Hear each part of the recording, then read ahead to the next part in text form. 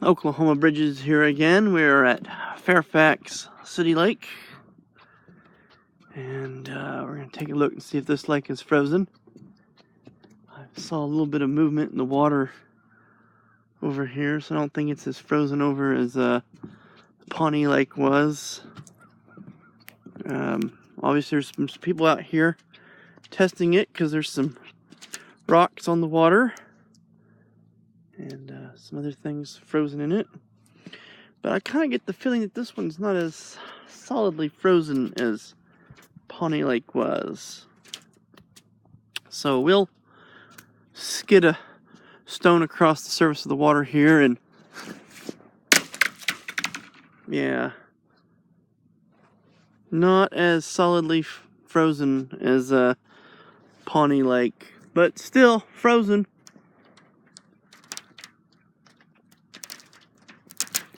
In fact, walking on this dock here that floats, I've caused a lot of cracks in the ice to form up here. And just kneel down here and press. Yep, the ice is extremely thin here. It wouldn't support any weight.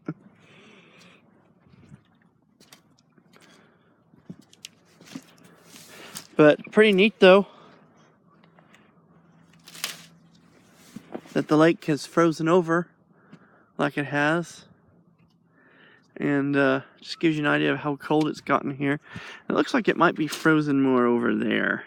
It looks like it's thicker off over there in that part of the lake.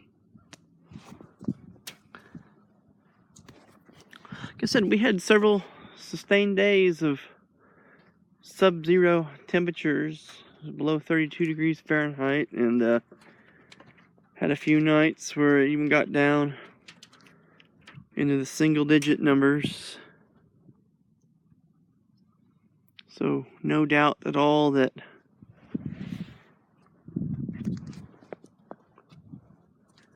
got pretty cold here and froze some of the local lakes.